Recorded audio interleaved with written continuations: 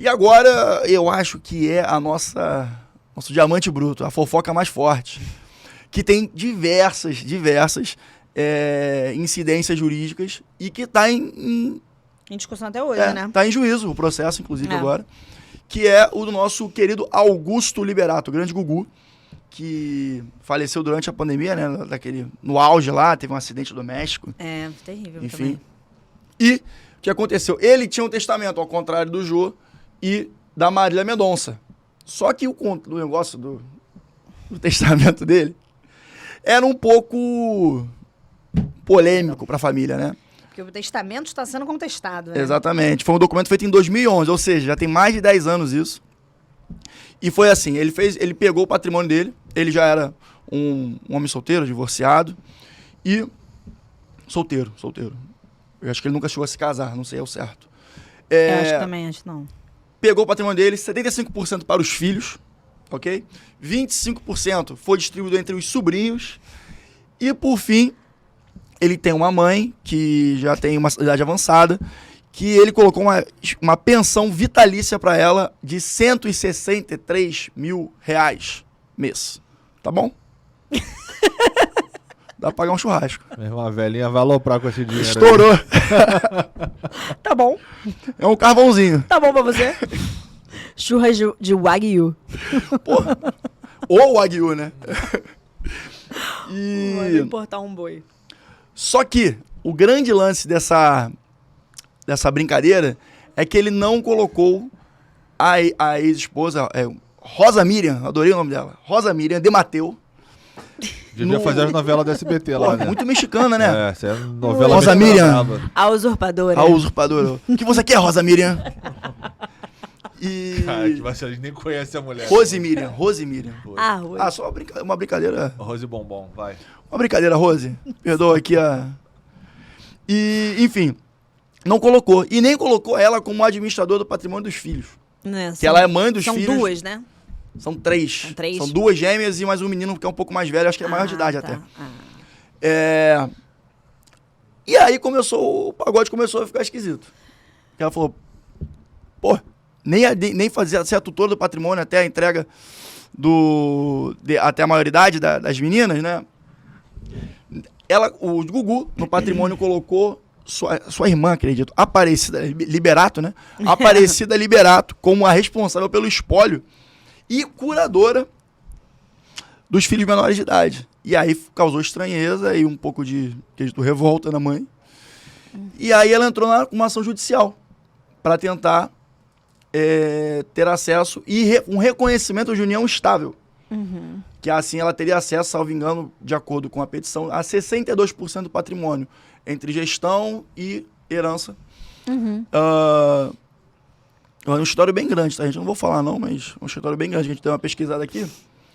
E nesse sentido, está havendo agora um litígio judicial entre as duas partes, uma parte que é no reconhecimento e a outra parte que é a família Liberato, informando, alegando, na verdade, que não havia nenhum vínculo afetivo e, na verdade, ela era uma amiga na qual o Gugu optou por ter filhos. Era uma vontade dele.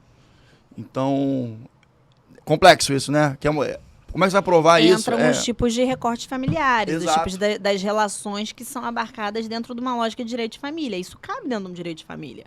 Você tem algum arranjo específico em que você só quer... o seu objetivo ali é ter filhos, não necessariamente constituir uma família. E aí o plano sucessório, talvez ele não faça sentido naquilo, né, que está sendo aplicado. Mas o que você estava falando que me ocorreu, além dessa questão sucessória, que é o que a gente está falando, é o seguinte... A gente já teve um episódio que a gente já falou sobre alguns regimes de casamento. Exato.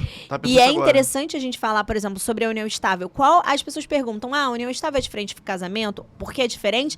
E a união estável, eu tenho que ir a um cartório, fazer o reconhecimento, fazer uma certidão de união estável? Uma das razões pela qual isso é muito importante que se faça, até para que você convencione a data do início da sua união estável. Além de você ter uma união estável regulada, ela já está ali atestada para todos os fins, você determina se você começou a sua união estável no início da sua relação ou no curso da sua relação, enfim, quando você quis. Esse tipo de ação é muito comum, ação de reconhecimento e dissolução. Em regra, essas ações elas entram juntas, porque você entra para reconhecer que o vínculo existia e para dissolver. Aí entra aquilo de novo, você vai querer... Não é o caso deles, porque aparentemente eles nunca tiveram um ânimo de constituir família, eles veem união estável. Mas aí, de novo, você vai deixar na mão de um terceiro para determinar quando você começou ou não sua relação e até que ponto você tem alguma discussão patrimonial sobre aquele vínculo afetivo que vocês criaram. Isso é mega válido. Então, assim, se resguardar em relacionamento também é se resguardar juridicamente. Você pensar que o ideal é você fazer as coisas dentro de um certo rigor e formalismo, porque isso lá na frente vai te beneficiar e vai te livrar de uma super dor de cabeça. É que eu lembrei você falando aí da... Não, mas faz total sentido. O link é perfeito. Eu pensei exatamente no mesmo episódio que a gente gravou. E esse... Cara, e é aquele lance do... Assistam. Por favor, assistam. E esse cuidado jurídico... E o Pedro fala isso nesse episódio. Que o brasileiro tem mania de empurrar as coisas com a barriga e lá na frente já tá resolver. E é uma hora... E eu falei, eu acho no último, a conta chega, né? E a conta pode chegar no momento de um divórcio. Ou num momento tão crítico desse como um falecimento, uma sucessão, né? Complicadíssimo. Mas aí, Pedro, me fala, você acha que a Rosemiriam tem alguma...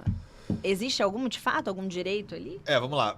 Baby steps aqui. Primeiro que uma das diferenças que a gente tem do casamento, por exemplo, de uma comunhão parcial, que é o regime legal, que regra todo mundo adota, e a união estável, é que a união estável não é um estado civil.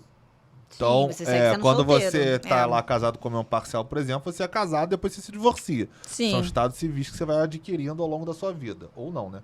No caso da união estável, você continua como solteiro. É verdade. Então, eu tô solteiro em união estável com fulana, beltrana, fulano, beltrano, enfim. E a questão da sogra? E a questão da sogra? Não, porque isso é interessante, muita gente não sabe. Quando você nasce, você tem sua certidão de nascimento, aquele documento é que vai se transformando. Quando você casa, por exemplo, eu casei recentemente. Então agora, a minha certidão de nascimento não tem mais validade. O que vale agora é a minha certidão de casamento. Porque exatamente, você vai se transformando. Eu acho que é válido que as pessoas podem achar que são... que você tem certidões diferentes ao longo da vida. Não tem, amor, é uma só e vambora. A não ser que mude, né? A não ser que mude. Se você casa. Mas enfim, se você continuar na união estável, vai continuar a sua certidão de nascimento. Sim, que é o seu documento, que enfim... E o que o Rodrigo falou é muito importante também. Porque gente, ninguém sabe quando você vai morrer, né? Então, se você tiver alguma questão com filho, com relacionamento que não é casado, ou que não tem alguma coisa legalizada nessa forma, é importante sim você procurar um advogado para você saber o que eu preciso fazer. Vale a pena deixar um testamento? Porque você pode fazer um testamento hoje, ano que vem você muda, você pode cancelar aquele testamento e fazer outro. Então, assim, você pode fazer testamento todo mês se você quiser, não tem problema nenhum. Se você tiver essa neura, você pode fazer. Não tem impeditivo de quando você faz um testamento, você nunca mais pode fazer outro. Pelo contrário, você pode fazer um, anular aquele, fazer o outro, e fazendo ao longo das suas relações que podem ir mudando ao longo do tempo. Agora, se você não tiver, você cai nesse limbo. Será que se eu sair daqui... Eu não, né? Alguém. Será que se alguém sair daqui e morrer, o patrimônio dele vai para quem ele gostaria que fosse? Se você não tiver um testamento, ninguém nunca vai saber e provavelmente não vai. Então, se você não deixar isso muito bem delimitado e alinhado com o advogado da sua confiança, ou isso registrado de alguma forma, talvez a sua vontade não vai ser cumprida porque você não deixou aquilo para ninguém sabe. Então, acho que essa é uma importância vital de você ter um testamento quando você tem um herdeiro, quando você quer deixar para alguém especificamente, mesmo que você não tenha um herdeiro, deixar isso de alguma forma delimitada, né? Aquele famoso controle que você pode controlar, né? Cara, isso pode ser controlado. Basta ter uma mínima noção preventiva. A própria morte do Gugu, ela foi uma morte totalmente... um acidente doméstico. menor tipo de Como previsibilidade. você falou, o testamento foi feito 11 anos atrás, 10 anos atrás. 2011. antes da morte. Pois é, É, 10 anos antigo, antes dele ter né? morrido. Será que, tipo, em 2021 era a mesma vontade dele? Pois é uma questão que pode... E claro, o testamento pode ser alterado, não é uma coisa que... Pode ser alterado. Que fica... Você fez uma vez, não pode mudar... E é pra sempre, assim. Você pode ir alterando. Ah, mudou minha configuração familiar. Sim. Pô, sei lá, apareceu mais um sobrinho, eu quero incluir, como o Gugu deixou pra 5 sobrinhos. Ah, apareceu o 6º. Ah, põe ele também. Não sei. Então, essas coisas são mutáveis. É e verdade. ter um acompanhamento jurídico sobre essa questão é fundamental. E aí, lembrando também que, como a Natália falou aqui no começo, quando você tem herdeiros necessários, que no caso ele tinha, que são os filhos dele, né? Você só pode dispor de 50% do seu patrimônio. Isso. Então, 50% vai ficar para os filhos, né? Tá tendo a Por lei. discussão por lei. Que Por são lei. herdeiros necessários primeiro ali na ordem É sucessória. o mínimo, é o mínimo. Não tem como... No caso do Gugu, que tinha do filhos Gugu, e que não tinha tinha filhos. nenhuma cônjuge. Se ele tiver... A discussão provavelmente é se ela vai ser enquadrada como uma cônjuge ou não, né? Com certeza a discussão é essa, pra Sim. ela estar pedindo esse percentual. Se ela não for enquadrada, vai ficar tudo pro filho nessa proporção que ele botou no testamento. Se ela for enquadrada, vai ter uma divisãozinha ali que ela vai entrar nesse bolo, nesse ratatá aí do quinhão de cada um. Ratatá é muito bom, cara. Muito Rio de Janeiro isso. O ratatá. O ratatá do Gugu. Que é um baita do ratatá. Que é um baita do Pô, queria ratatá, estar nesse pelo ratatá. amor de Deus. Dito isso, Será que a galera da banheira do Gugu ganhou alguma coisa? Tô brincando. Salgadinho é o maior participante da história da banheira do Gugu, sabiam disso? Salgadinho? Do Catinguelê. Não faço a menor- não sabia, É que era Rodrigo. Mária Esse- Alexandre. esse- também. Mária Alexandre! Esse fun fact eu perdi. Como é que é o nome do... Cara, isso é Brasil anos 90. Liminha. Né? Era do Gugu. Aliás, esse inventário podia ser resolvido na beira do Gugu, né? Isso é Podia. muito mais divertido. Põe sabonete lá, quem Bota pegar lá. mais ganha. Não, cada um pega um direito. Quem pegar um direito, pegou.